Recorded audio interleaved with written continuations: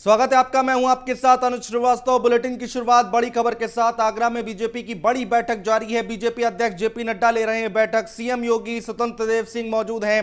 BL संतोष समेत तमाम नेता मौजूद हैं। जिला अध्यक्ष, जिला प्रभारी, क्षेत्रीय टीम, क्षेत्रीय मोर्चा के साथ मंथन हो रहा है। तो बड़ी खबर हम आपको बता रहे हैं, आगरा में ये बड़ी बैठक चल रही है। जेपी नड्डा जो हैं ये बैठक कर रहे हैं। मुख्यमंत्री योगी आदित्यनाथ और स्वतंत्र देव सिंह को आप अगल बगल बैठा देख सकते हैं तस्वीरों में। तो जेपी नड्डा मंथन कर रहे हैं, बातचीत कर रहे हैं आगरा में, जिसकी तस्वीरें हम आपको लगातार दिखा रहे हैं। बीजेपी का विजय मंत्र यहां से शुरू हुआ और मिशन 2022 पर जेपी नड्डा बातचीत कर रहे हैं, आगे की रणनीति बनाने पर चर्चा कर रहे हैं, मंथन हो रहा है। तो मुख्यमंत्री योगी आदित्यनाथ को आप देख सकते हैं, स्वतंत्र देव सिंह उनके बगल में बैठे देख सकते हैं। तो ये मौजूद हैं आगरा में। आगरा की तस्वीरें हम आपको दिखा रहे हैं लगातार, जहां पर 2022 के चुनाव को लेकर ये बैठक चल रही है।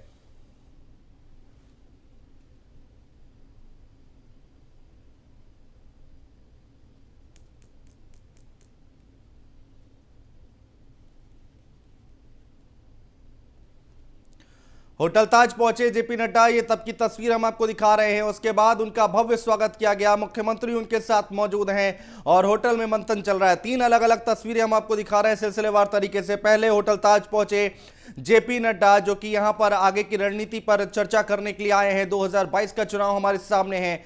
उनका भव्य स्वागत किया गया। होटल पहुंचने के बाद यहां पर आप देख सकते हैं गुलदस्ता दिया जा रहा है, उनका स्वागत किया जा रहा है। मुख्यमंत्री योगी आदित्यनाथ उनके साथ मौजूद हैं। होटल में चिंतन मंथन चल रहा है, आगे की रणनीति पर चर्चा हो रही है कि 22 का चुनाव में जाना है तो किस तरीके से जाना है, जनता के सामने जाना है तो किस तरीके की बातें करनी है, क्या कुछ विपक्ष को जवाब देना है, विपक्ष के जो सवाल हैं उनका जवाब कैसे देना है। तो इन तमाम बातों को लेकर यहां पर मंथन चल रहा है, चिंतन चल रहा है। आगरा में बैठक चल रही है, बड़ी बैठक है। जेपी नड्डा खुद उत्तर प्रदेश आए हुए हैं, लखनऊ में थे एक दिन पहले, कल और आज आगरा पहुंचे हुए हैं। लगातार बैठकों का दौर जारी है, बातचीत चल रही है, मंथन चल रहा है कि आगे किस तरह की रणनीति बनाएं कि विपक्ष को जवाब मिल सके, जनता के सामने कैसे यहां पर अपनी बातों को रखना है, किस तरह से हर चीज को बताना है, जो योजनाएं हैं राज्य सरकार की और केंद्र सरकार की उनको जनता तक कैसे समझाना है, पहुंचाना है। तो इन तमाम बातों को लेकर मंथन चल रहा है बीजेपी का, भारतीय जनता पार्टी का। इलेक्शन सामने है हमारे और यहां पर लगातार गतिविधियां देखने को मिल रही है भारतीय जनता पार्टी की और लगातार यहां पर नेताओं का, बड़े नेताओं का दिल्ली से उत्तर प्रदेश आने का सिलसिला लगातार जारी है।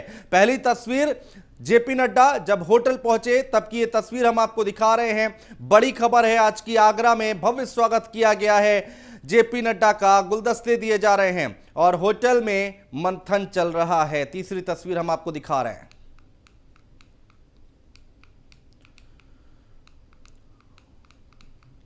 और वहीं शनिवार को नड्डा ने बैठक में मंत्रियों से फीडबैक लिया। जेपी नड्डा ने यूपी सरकार के मंत्रियों से फीडबैक लिया है। 2022 को लेकर मंत्रियों को जेपी नड्डा ने कई निर्देश भी जारी किए हैं। तो 2022 का चुनाव हमारे सामने और मंत्रियों को जेपी नड्डा ने निर्देश जारी किए हैं। मंत्रियों को क्षेत्रीय दौरा और दलित बस्तियों के दौरे के निर्देश जारी किए गए हैं। मंत्रियों से उनके विभाग के कार्यों के बारे में जानकारी ली गई है। इसके साथ ही साथ आपको बता दें, योजनाओं और परियोजनाओं को 15 दिन में पूरा करें, यह बात कही गई है। विधानसभा प्रभारी पदाधिकारी नहीं लड़ सकेंगे विधायक का चुनाव, तो यह भी बात कही गई है उनकी तरफ से, विधायक का चुनाव नहीं लड़ सकते। और मंत्री और विधायकों को बूथ स्तर तक बैठक करने के निर्देश है। मंत्रियों को अपने क्षेत्रीय विधायकों को जिताने के निर्देश हैं।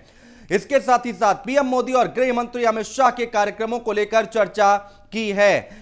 और क्या कुछ हुआ वो हम आपको बताते हैं। पीएम मोदी और अमित शाह करेंगे यूपी में कई कार्यक्रम, तो ये बात निकलकर सामने आई है। तो बड़ी खबर हम आपको बता रहे हैं। प्रधानमंत्री भी चर्चा करने के लिए आएंगे, गृह मंत्री भी आएंगे, अमित शाह भी यहां पर पहुंचेंगे और एक बार का दौरा भी हो चुका है उनका, लेकिन अब यहां पर जेपी नड्डा आए हुए हैं और लगातार बैठक और मंथन चल रहा है। और उसके बाद क्या कुछ हुआ, जब वो होटल में पहुंच गए, उनका स्वागत हुआ, उसके बाद क्या हुआ, मंच पर जब पहुंचे तब की तस्वीर हम आपको दिखा रहे हैं। जेपी नड्डा जब होटल में जो मंच सजाया गया है वहां पर पहुंचे तो वहां पर उनका स्वागत किया गया। स्वतंत्र देव सिंह उनका स्वागत कर रहे हैं और ये देखिए यहां पर मुख्यमंत्री का भी स्वागत किया है। स्वतंत्र देव सिंह ने आगरा पहुंचने के बाद दीप प्रज्वलित किया है। उसके बाद आगे का मंथन शुरू हुआ। बीच की तस्वीर हम आपको दिखा रहे हैं और 2022 पर मंथन चल रहा है। हॉल जो है वो खचाखच भरा हुआ है। जेपी नड्डा यहां पर पहुंचे हुए हैं, जीत का मंत्र देने की कोशिश कर रहे हैं। 3 अलग अलग तस्वीरें लगातार हम आपको दिखा रहे हैं। भारतीय जनता पार्टी का यहां पर मंथन और बड़ी बैठक है। लगातार बैठकों का दौर जारी है। कल भी हमने देखा पूरा दिन लखनऊ में हलचल देखने को मिली। आज का प्रस्तावित दौरा था आगरा का, जहां पर होटल में यह मंथन चल रहा है। जहां पर पहुंचने के बाद क्या कुछ तस्वीर निकल कर आई है सामने, वो हम आपको दिखाने और समझाने की कोशिश कर रहे हैं। पहली तस्वीर, मंच पर स्वागत किया गया है मुख्यमंत्री योगी आदित्यनाथ का, जेपी नड्डा का, और उसके बाद दीप प्रज्वलित करके कार्यक्रम की शुरुआत की गई है। और तीसरी और आखिरी तस्वीर जो आप देख पा रहे हैं, 2022 पर मंथन चल रहा है। तो 22 को लेकर मंथन लगातार जारी है।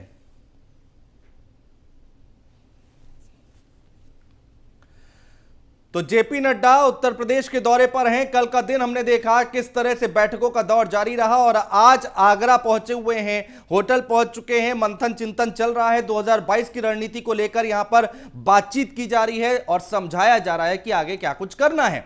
ब्रिजेश श्रीवास्तव हमारे associate editor news one India जो कि आगरा में मौजूद है, हमारे साथ लाइव जुड़ चुके हैं ज्यादा बातचीत करने के लिए।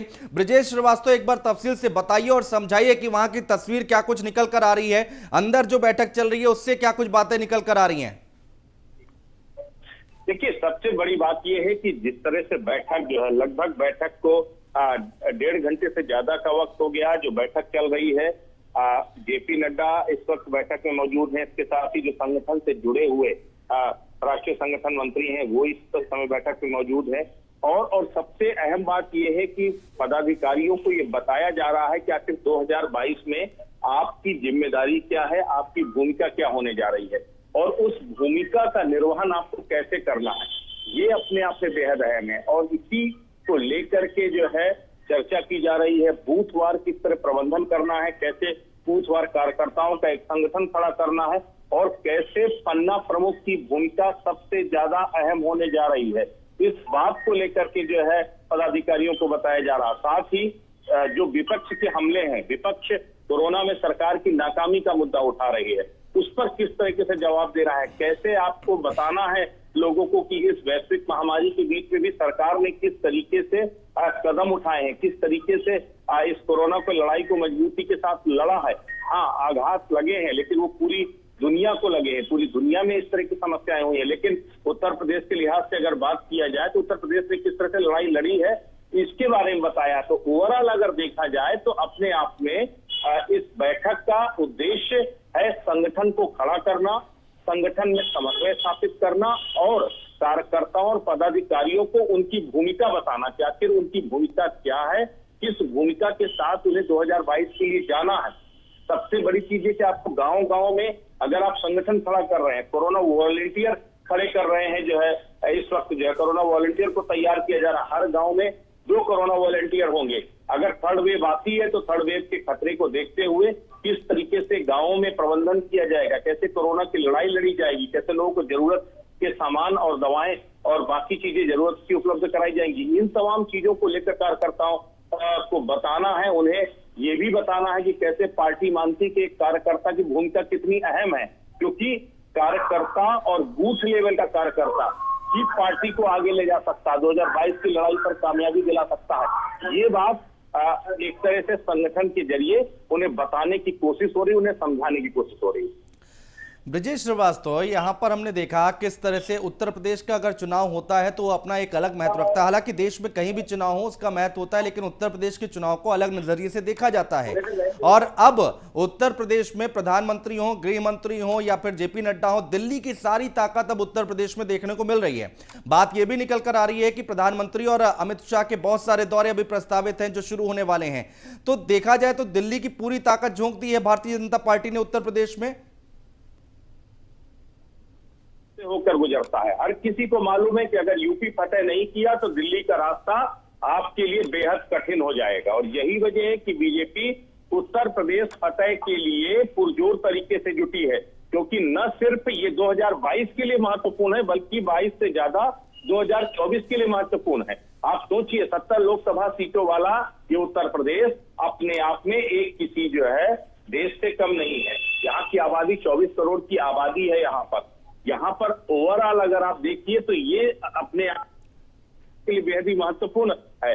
कहते तो ये भी है कि इससे कि देश में जो प्रधानमंत्री हैं, सबसे ज्यादा प्रधानमंत्री अगर उत्तर प्रदेश में दिए हैं तो उसके पीछे की वजह सिर्फ यही है कि सियासत यहीं से बनती और बिगड़ती है, समीकरण यहीं से बनते और बिगड़ते हैं। और जिस तरीके से पूरे देश में किसान आंदोलन को सरकार के खिलाफ एक तरह से जनमत तैयार करने के औजार विपक्ष बना रहा है, तो उसका जवाब भी आपको इसी उत्तर प्रदेश से मिलेगा। इसी उत्तर प्रदेश से उस चुनौती को आप कैसे निपटते हैं, ये आपको सीख भी मिलेगी। तो इसलिए उत्तर प्रदेश बेहद जरूरी है। बिल्कुल ब्रिजेश श्रीवास्तव, बहुत शुक्रिया तमाम बातचीत करने के लिए, चर्चा करने के लिए। आप नजर बना के रखिए, आगे भी आपसे पल पल की जानकारी, पल पल की अपडेट हम लेते रहेंगे। आगरा में नड्डा का कार्यक्रम है आज और आगरा में होटल ताज विलास में बैठक लगातार जारी है। जिला अध्यक्ष, जिला प्रभारी और क्षेत्रीय टीम, क्षेत्रीय मोर्चा अध्यक्ष के साथ ये मंथन हो रहा है। तो जिला अध्यक्ष, जिला प्रभारी, क्षेत्रीय टीम के साथ ये बैठक हो रही है, बड़ी बैठक चल रही है। दोपहर 3 बजे जेपी नड्डा आगरा के फतेहाबाद रोड जाएंगे। क्या कुछ कार्यक्रम है वो हम आपको बता रहे हैं। कोरोना वॉरियर्स के सम्मेलन को संबोधित करेंगे यहां पर पहुंचने के बाद, और सम्मेलन को संबोधित करेंगे और जिसमें कई प्रमुख चिकित्सक भाग लेंगे और कई लोग इसमें हिस्सा लेंगे, उसमें बातचीत होगी। आगरा में वो दिल्ली वापस लौट आएंगे, यानी कि आगरा से अब आगे का कार्यक्रम यह है कि दिल्ली वापसी हो जाएगी आज ही। तो 2 दिन का यह चिंतन मंथन चल रहा है और देखना होगा कि क्या कुछ आगरा से निकल कर आता है, क्या कुछ बातें निकल कर आती हैं इस मंथन से, क्या कुछ निकल कर आता है। गाजियाबाद तहसील में तैनात कानूनगो पर रिश्वतखोरी का आरोप लगा है, जिसका एक वीडियो और ऑडियो भी वायरल हो रहा है। बताया यह जा रहा है कि कानूनगो विपिन चौधरी और अपने चपरासी राजेंद्र को रिश्वत दिलवाता है और चपरासी से खुद ले लेता है। ऑडियो में पीड़ित के साथ बातचीत में चपरासी ये स्वीकार कर रहा है कि उसने रिपोर्ट लगाने के नाम पर पीड़ित से 10,000 रुपए लिए, कहां तक पहुंचा दिए हैं।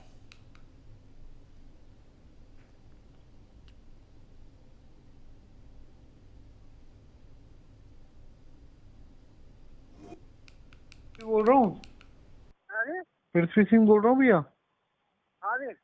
अरे वो नहीं, जो कानून वो मैंने पैसे दिए थे आपको, जो आपने कानून वो आपको दिए थे। अच्छा। अरे मैं आया नहीं तहसील, जो आपको मैंने 10,000 रुपए दिए थे। जो आपने कानून वो आपको पैसे दिए नहीं है क्या? तुम आ रही सामने, आमने सामने करा दूंगा मैं आपको। नहीं मैं, अरे भैया मैं ये कह रहा हूँ, आपने पैसे दिए नहीं क्या? दे दिए मैंने। दे दिए, लेकिन मुझे एक बात बताओ राजेंद्र भैया, आपने पैसे दे दिए, उनके कहने पे मैंने आपको पैसे दिए, आपने दे दिए, लेकिन इनसे ये तो पूछो काम क्यों नहीं कर रहे? भैया आ जाओ, देखो मैं आमने सामने बात करवा दूंगा, इससे ज्यादा नहीं अरे भैया देखो मेरी बात, फिर मेरी बात सुनिए, मुझे बात नहीं करनी। आपने पैसे लिए, आपने उन्हें दिए, उनसे ये तो पूछो कि भैया से पैसे लिए, काम क्यों नहीं कर रहे आप उनका? नहीं पैसे, अगर काम नहीं करे तो उनके पैसे। चलिए बढ़ते आगे। उन्नाव के मोरावा इलाके में विद्युत विभाग की लखनऊ टीम ने छापेमारी की है और छापेमारी के दौरान विद्युत विभाग के कर्मचारी के पास से लाखों रुपए कीमत के विद्युत तार और उपकरण बरामद हुए हैं। विजिलेंस टीम का सर्च अभियान लगातार जारी है।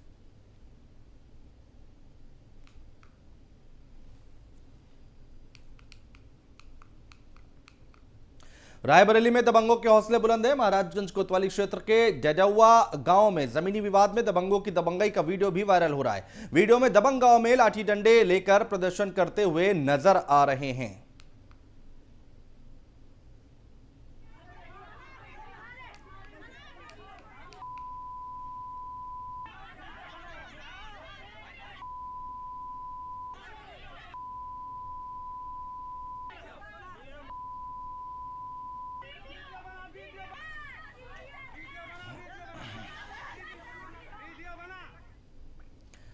अमेठी में शनिवार को मुसाफिरखाना इलाके के भीकीपुर बाजार में कैश लूटने आए बाइक सवार बदमाशों ने बैंक ऑफ बड़ौदा के फ्रेंचाइजी संचालक को गोली मारकर 54,000 रुपए लूट लिए और वहीं गोली की आवाज सुनकर मौके पर पहुंचे ग्रामीणों ने बदमाशों को दौड़ाकर पकड़कर जमकर उनकी पिटाई कर दी। पिटाई के बाद ग्रामीणों ने बदमाशों को पुलिस को सुपुर्द कर दिया और वहीं घायल बैंक संचालक को इलाज के लिए जिला अस्पताल में भर्ती कराया।